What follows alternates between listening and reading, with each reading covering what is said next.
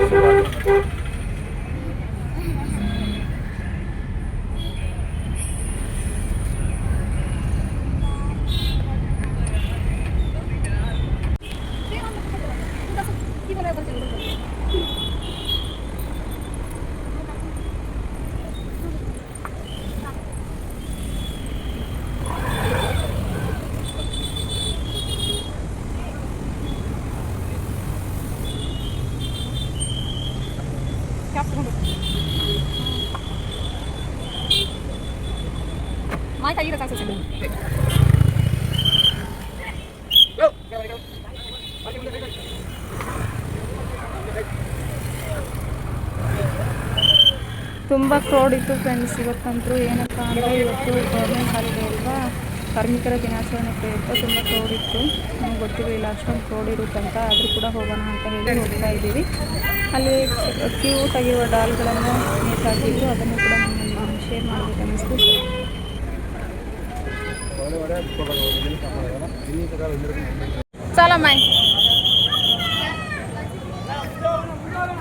ಈಗ ಇಳಿದ್ಬಿಟ್ಟು ನಾವು ಎಂಟ್ರೆನ್ಸಿಗೆ ಬಂದಿದ್ದೀವಿ.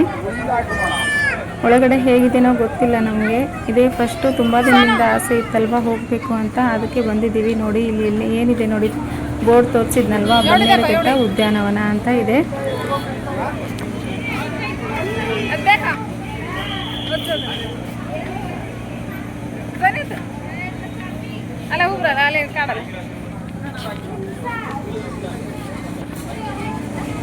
ವಿಡಿಯೋ ಕರು, ಫೋಟೋ ಕಾಡು. ಈಗ ಎಂಟ್ರೆನ್ಸಲ್ಲಿ ನಾವು ಕೆಲವೊಂದು ಫೋಟೋಸ್ಗಳು ತೊಗೊಳ್ಳೋಣ ಅಂತ ಹೇಳಿ ಒಂದೆರಡು ಫೋಟೋಸ್ನ ತೊಗೊಂಡಿದ್ವಿ. ಮತ್ತೆ ಒಳಗಡೆ ಹೋದ್ವಿ.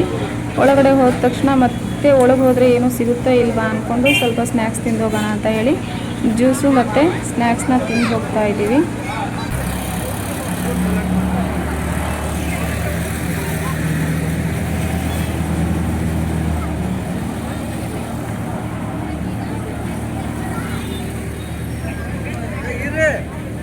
சாப்பிட்டு வந்து வாங்கலாமா?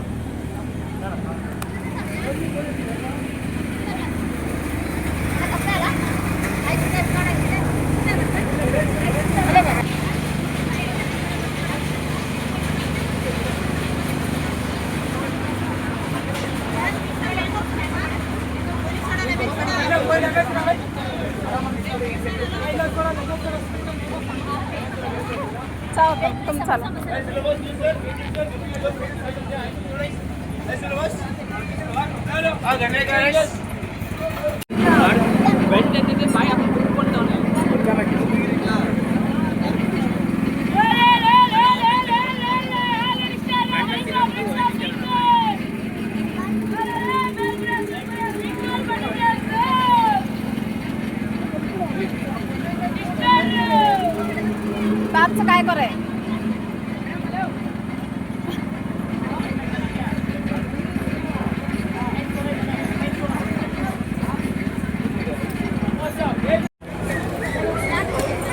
ಅಲ್ಲಿ ಸ್ನ್ಯಾಕ್ಸ್ ಎಲ್ಲ ತಿಂದಿದ್ದಾದ್ಮೇಲೆ ನಾವು ಟಿಕೆಟ್ ಕೌಂಟರ್ ಹತ್ರ ಹೋಗೋಣ ಅಂತ ಹೇಳಿ ಹೋಗ್ತಾ ಇದ್ದೀವಿ. ನಾವು ಟಿಕೆಟ್ ಕೌಂಟರ್ ಹತ್ರ ಹೋದ್ವಿ. ಟಿಕೆಟ್ ಕೌಂಟರ್ ಹತ್ರ ಹೋದ ತಕ್ಷಣ ನಮಗೆ ಶಾಕ್ ಆಯಿತು. ಏನಪ್ಪ ಅಂತ ಅಂದರೆ ಎಷ್ಟೊಂದು ಕಾಸ್ಟ್ಲಿ ಆಗಿತ್ತು ಟಿಕೆಟು. 700 ಮೇಲೇ ಇತ್ತು ಅಡಲ್ಟ್ಸಿಗೆ, ಚಿಲ್ಡ್ರನ್ಸ್ಗೆಲ್ಲ 600 ಮೇಲಿತ್ತು. ಇವತ್ತು ಗೌರ್ಮೆಂಟ್ ಹಾಲಿಡೇ ಇರೋದ್ರಿಂದ ಕಾಸ್ಟ್ಲಿ ಇತ್ತಂತೆ, ಮತ್ತು ವೀಕೆಂಡಲ್ಲೂ ಕೂಡ ಕಾಸ್ಟ್ಲಿ ಇರುತ್ತಂತೆ. ನಾರ್ಮಲ್ ಡೇಗಳಿಗೆಲ್ಲ ಒಂದು 100 ರುಪೀಸ್ ಅಷ್ಟೇ ಕಡಿಮೆ ಇರುತ್ತಂತೆ. ಎಂಟ್ರೆನ್ಸಲ್ಲಿ ಕೆಲವೊಂದು ಫೋಟೋಸ್ಗಳನ್ನು ತೊಗೊಂಡಿದ್ವಿ ಎಲ್ಲರೂ ಕೂಡ. ಅಲ್ಲಿ ತೊಗೊಂಡು ಅಂತ ಆದ ತಕ್ಷಣ ನೋಡಿ ಈ ಥರ ಎಲ್ಲ ಎಂಟ್ರೆನ್ಸಲ್ಲಿದೆ. ಸಫಾರಿ ಮತ್ತು ಜೂ, ಬಟರ್ಫ್ಲೈ ಪಾರ್ಕ್ ಅಂತ ಎಲ್ಲ ಎಂಟ್ರೆನ್ಸಲ್ಲೇ ಬರೆದಿರ್ತಾರೆ. ನಾವು ಇದೇ ಮೊದಲನೇ ಬಾರಿಗೆ ಹೋಗಿರೋದಲ್ವಾ, ಯಾವ ಥರ ಟಿಕೆಟ್ ತೊಗೋಬೇಕಂತ ಗೊತ್ತಿರಲಿಲ್ಲ ನಮಗೆ. ಅಲ್ಲಿ ಆನ್ಲೈನ್ ಪೇಮೆಂಟ್ ಮಾಡಿ ಕೂಡ ತೊಗೋಬೋದು. ನಮಗೆ ಗೊತ್ತಿಲ್ಲದೆ ಇರೋದ್ರಿಂದ ಸ್ವಲ್ಪ ವಿಚಾರ ಮಾಡಿ ತೊಗೊಳ್ಳೋಣ ಅಂತ ಹೇಳಿ ಅಲ್ಲಿ ಟಿಕೆಟ್ ಕೌಂಟ್ರಲ್ಲಿ ಟಿಕೆಟ್ ಅವ್ರ ಹತ್ರ ಹೋಗಿ ವಿಚಾರ ಮಾಡಿ ಯಾವ್ದು ತೊಗೊಂಡ್ರೆ ಬೆಸ್ಟ್ ಇರುತ್ತೆ ಅಂತ ಹೇಳಿ ಅವ್ರಿಗೆ ಕೇಳಿಬಿಟ್ಟು ನಂತರ ನಾವು ಟಿಕೆಟ್ ತೊಗೊಂಡಿದ್ವಿ. ಆವಾಗ ಅವರು ಹೇಳಿದರು ಕಾಂಬೋ ಆಫರ್ ಇರುತ್ತೆ ಮತ್ತು ನಾರ್ಮಲ್ ಬಸ್ ಇರುತ್ತೆ, AC ಬಸ್ ಇರುತ್ತೆ ಅಂತ ಹೇಳಿದರು. ಬಿಸಿಲು ಬೇರೆ ಜಾಸ್ತಿ ಇತ್ತಲ್ವ, ಅದಕ್ಕೆ ನಮ್ಮ ಮನೆಯವರು ಕಾಂಬೋ ಆಫರು AC ಬಸ್ ತೊಗೊಳ್ಳೋಣ ಅಂತ ಹೇಳಿ ಆ ಟಿಕೆಟ್ನ ತೊಗೊಂಬಂದರು.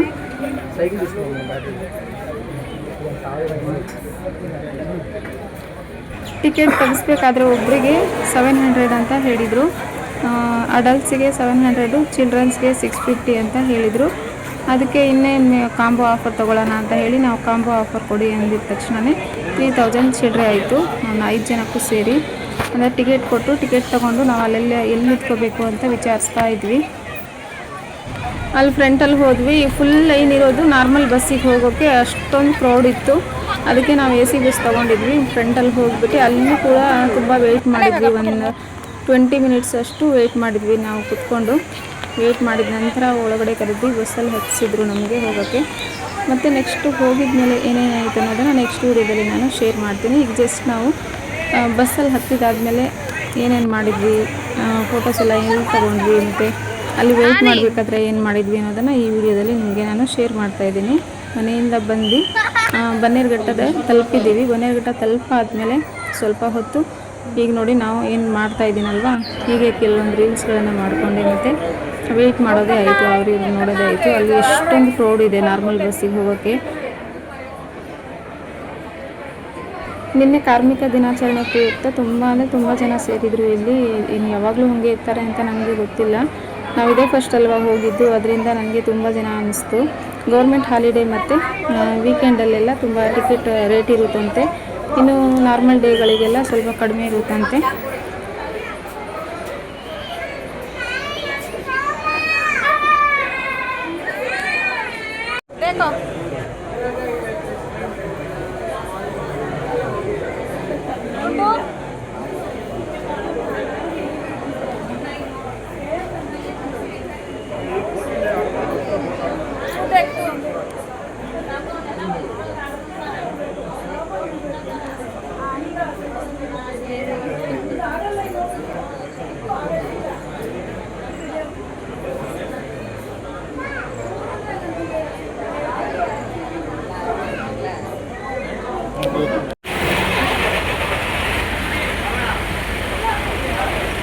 ಟ್ವೆಂಟಿ ಮಿನಿಟ್ಸ್ ವೇಟ್ ಆದಮೇಲೆ ಬಸ್ ಬಂತು.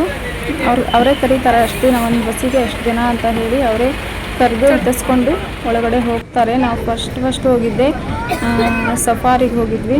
ಅಲ್ಲಿ ಹೇಗಿತ್ತು, ಏನೆಲ್ಲ ಆಯಿತು, ಏನೆಲ್ಲ ನೋಡಿದ್ವಿ ಅನ್ನೋದನ್ನು ನಾನು ನೆಕ್ಸ್ಟ್ ವಿಡಿಯೋದಲ್ಲಿ ಶೇರ್ ಮಾಡ್ಕೊತೀನಿ. ಈ ವಿಡಿಯೋ ತುಂಬ ಲೆಂತಿ ಆಗುತ್ತೆ ಅಂತ ಹೇಳಿ ನಾನು ಅಷ್ಟಕ್ಕೆ ಸ್ಟಾಪ್ ಮಾಡಿ ನಾನು ನಾಳಿನ ವಿಡಿಯೋದಲ್ಲಿ ಮತ್ತೆ ಸಿಗ್ತೀನಿ. Okay friends, bye. Thank you so much. ನನ್ನ ವಿಡಿಯೋನ ಯಾರೆಲ್ಲ ಎಂಡ್ವರೆಗೂ ನೋಡಿದ್ದೀರಾ ಎಲ್ರಿಗೂ ತುಂಬ ಧನ್ಯವಾದಗಳು. ಮತ್ತು ನಾಳೆ ವಿಡಿಯೋದಲ್ಲಿ ಸಿಗೋಣ. ಓಕೆ, ಬಾಯ್.